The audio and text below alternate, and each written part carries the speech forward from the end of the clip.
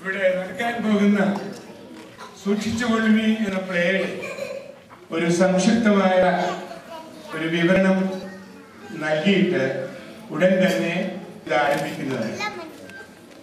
ദൈവാരാധനയിൽ സർഗാത്മകമായ സുന്ദര കലകൾക്ക് അതിപ്രധാനമായ ഒരു സ്ഥാനം ആദിമകാലം മുതലേ നമ്മുടെ സഭാ പിതാക്കന്മാർ ക്രമീകരിച്ചിരുന്നു എന്നുള്ള യാഥാർത്ഥ്യം നാം വിസ്മരിച്ചു പോകുന്നു.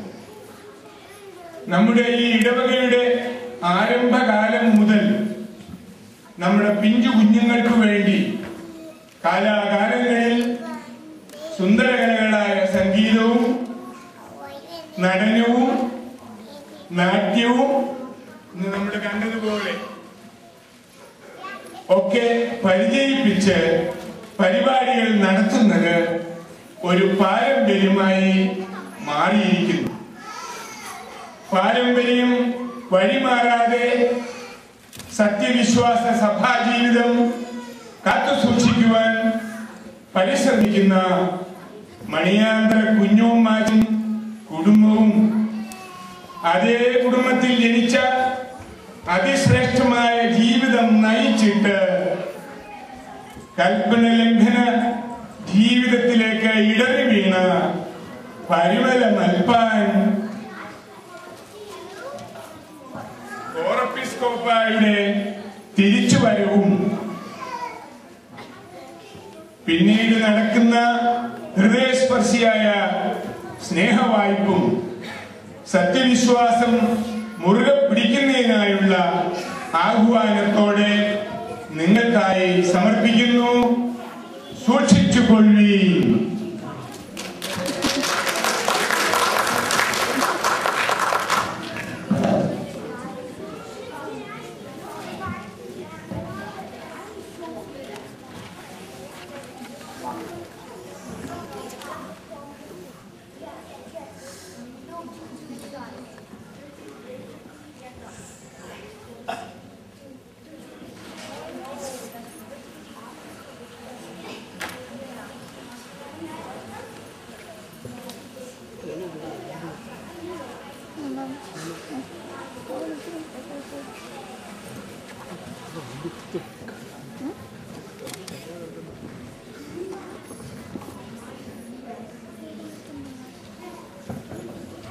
ഒറീസയിൽ കൂട്ടക്കുരുവി.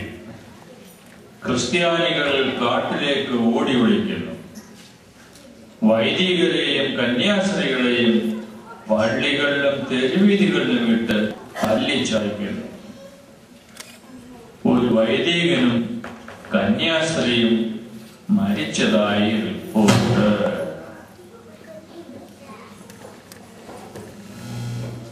എന്റെ ദൈവമേ, മണിയാന്തറയിലെ ഗീവർഗീസ് ഓറപ്പിസ്കോപ്പായുടെ മകനായി ജനിച്ച എനിക്ക് ഈ വാർത്ത കേട്ടിട്ട് ഹൃദയം പൊട്ടുന്നു. എന്റെ പൂർവികന്മാരായ പുണ്യശ്ലോകരായ പുരോഹിതന്മാരുടെ ശിരകളിൽ കൂടി ഒഴുകിയ അതേ രക്തമാണല്ലോ നമ്മുടെ ഒക്കെയും ശിരകളിൽ കൂടി ഒഴുകുന്നത്. ഈ ക്രൂരകൃത്യം സഹിക്കുന്നതിനുള്ള ശക്തി തരണേ എന്ന് പ്രാർത്ഥിക്കുന്നു.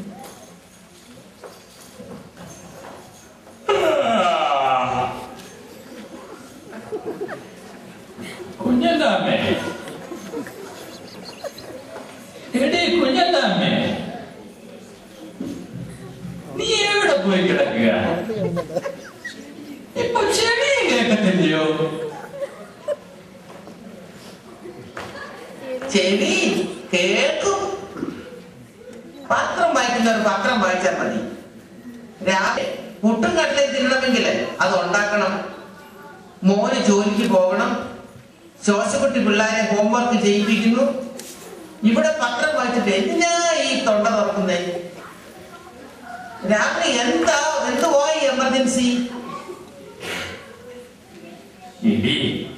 എമർജൻസി ഒന്നുമില്ല. നിന്റെ ഇളയ ആങ്ങള ഒറീസയിലല്ലയോ?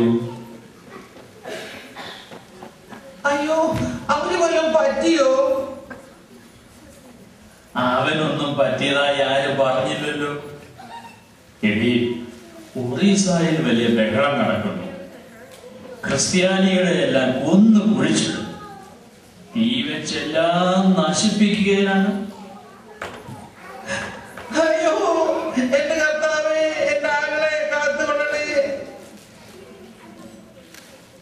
എടി, ഒറീസയിൽ ഇപ്പോൾ രാത്രിയാ കുഞ്ഞനാമേ. നേരെ ഒന്ന് എടുത്തോട്ട് നമുക്ക് ഒന്ന് ഫോൺ ചെയ്യാൻ നോക്കാം. ദേ, ഇങ്ങോട്ട് ആരോ നടന്നു വരുന്നു.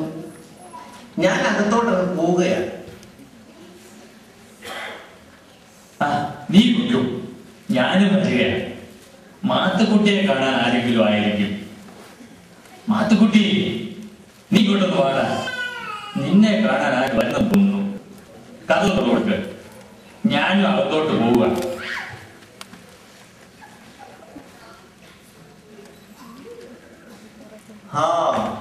കടന്നു വന്നാട്ടെ. ആരെ കാണാനാ? അപ്പച്ചനെ വിളിക്കട്ടെ. ഇത് മോനാണോ? അതെ. അപ്പച്ചനെ മോനെ എല്ലാവരെയും കാണും. ഈ വേഷം എന്താ ഇങ്ങനെ? ഇപ്പോൾ ഇങ്ങനെയായതാ. എവിടെയാ വീട്? വീടും കൂടും ഒന്നുമില്ല. വീടും കൂടുമൊന്നും ഇല്ലാതെ വന്നപ്പോ താടിയും മീശയും കുപ്പായവും ഒക്കെ ആയി. എന്താ വയസ്സുകാലത്തെ ഒരു കളി. അപ്പച്ചനെ കാണാൻ ഒരാള് വന്നിരിക്കുന്നത്. ഇങ്ങോട്ടൊന്ന് വന്നാട്ടെ. ഇന്നാട്ടെ.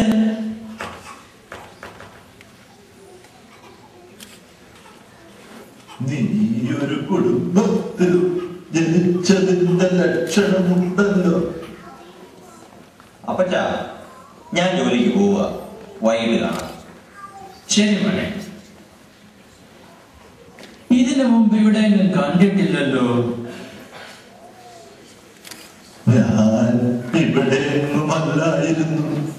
20 കൊല്ലത്തോളം മലബാറിലെ കാട്ടുപ്രദേശങ്ങളിലായിരുന്നു.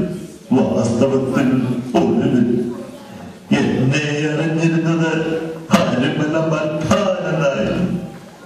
ഇന്ന് നമ്മുടെ സഭയിലെ ഭൂരിപക്ഷം മെത്രാന്മാരും അച്ഛന്മാരും എന്റെ ശിക്ഷകങ്ങൾ പെട്ടവരാണ്. വീട് എവിടെയാ? എന്തോ വീട്. ജനിച്ചത് വലിയ വീട്ടിലും